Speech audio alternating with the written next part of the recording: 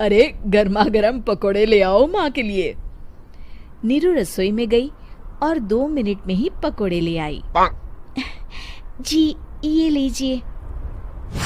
बहू जादू से बनाए हैं क्या? अभी तो रसोई में गई थी। यमी। माँ जी, शीला रसोई में पकोड़े तल रही है, मैं बस लेकर आई। हे भगवान, मेरा धर्म भ्रष्ट कर दिया तूने। अब तो गंगा जल से शुद्धिकरण करना होगा। दूसरे दिन, माँ जी मैंने नाश्ता बना दिया है, ऑफिस जा रही हूँ। पर अभी तो घर का सारा काम पड़ा है। शीला आती ही होगी, झाड़ू पोछा बर्तन कपड़े वो सब कर लेगी। हमारे जमाने में घर का सारा काम हम ही करते थे।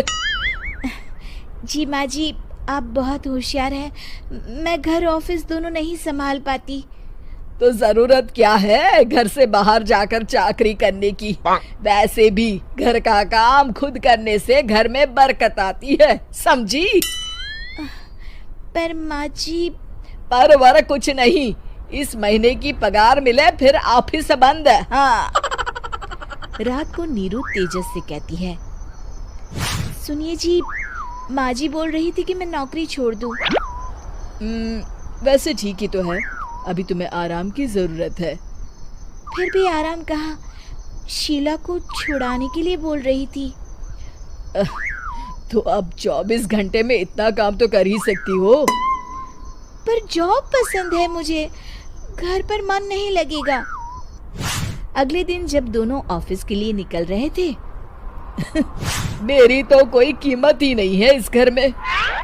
माँ जी आजकल महंगाई बहुत है, रहन सहन भी बदल गया है, दोनों नौकरी करते हैं तभी ठीक रहता है। अच्छा, तू कहना क्या चाहती है? मेरा बेटा तुझे बिठा के खिला नहीं सकता? तू ही इस घर का खर्च चला रही है, हैं? नहीं माँ जी, मेरा वो मतलब नहीं था। मतलब खूब समझती हूँ, ये बाल धूप में सफेद नहीं किए मैंने। हाँ। अब तो ये रोज का काम हो गया था। तेजस भी रोज की झिकझिक से परेशान हो गया था। एक दिन उसने कहा, नीरू, वैसे भी तुम्हें मैटरनिटी लीव मिलने वाली है, तो अभी से ही छुट्टी ले लो। पर क्या, मेरी सैलरी अच्छी खासी है। आखिर नीरू ने रिजाइन कर दिया। जब बच्चा हुआ तो घर में सब बहुत खुश हुए। कुछ दिनों बाद तेजस फाइल देख रहा था। क्या हुआ तेजस, कुछ परेशान लग रहे हो?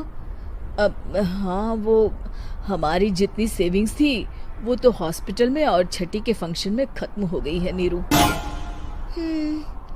और अभी वैसे मंदी चल रही है तो मैं बोल रही थी कल मुन्ना को हेपेटाइटिस का टीका लगवाना है। नीरू, क्या पोस्टपोन नहीं कर सकते? नहीं जी, बिल्कुल नहीं। अब तेजस को समझ में आ रहा था कि उससे गलती हुई है। पैसों की कमी का असर घर के माहौल पर भी पड़ रहा था। अगले दिन, बेटा मेरा चश्मा और ये दवाइयाँ ले आना, पर्चा देते हुए माँ जी ने कहा। जी। तेजस, मुन्ना के लिए दूध का डिब्बा और डायपर भी ले आना, और ये किराने के सामान की लिस्ट है, इसे भी लाना है। तेजस गुस्से में लिस्ट मरोड़कर फेंकता है और चिल्लाता है, पैसे क्या पेड़ पर उगते हैं? ये ले आना, वो ले आना। अरे पर ये जरूरत का सामान ही है। वो गुस्से में बिना कुछ कहे ऑफिस चला गया। अरे लंच तो ले जाइए। नीरू दौड़कर डिब्बा पकड़ाती है। एक दिन खाना खाने के बाद, नीरू, अब तो मुन्ना कुछ बड़ा हो गया, तो अब तुम वापस ज्वाइन कर लो ना जॉब। पर इस रिसेशन में जॉब मिलना बहुत मुश्किल है। ट्राई तो करो। फिर मुन्ना? माँ जी है ना, और एक फुल टाइम मेड भी लगा लेंगे। पर माँ जी, उन्हें तो पसंद नहीं। तभी माँ जी वहाँ आ जाती है और प्यार से नीरू के सर पर हाथ फेरते हुए बोलती है, अब मेरी समझ में आ गया बहू, पहले के और अब के समय में अंतर है। तुम काम शुरू करो, मुन्ना की जिम्मेदारी मेरी। मेरी प्यारी माँ जी। ये कहकर नीरू उनके गले लग गई। शिक्षा, परिवर्तन संसार का नियम है, हमें भी समय के साथ चलना चाहिए। उम्मीद है कि आपको हमारी ये कहानी पसंद आई होगी। कृपया हमारे चैनल को सब्सक्राइब करें और सभी अपडेट्स के लिए बेल आइकन जरूर क्लिक करें। और हाँ, वीडियो लाइक और शेयर करना मत भूलिएगा।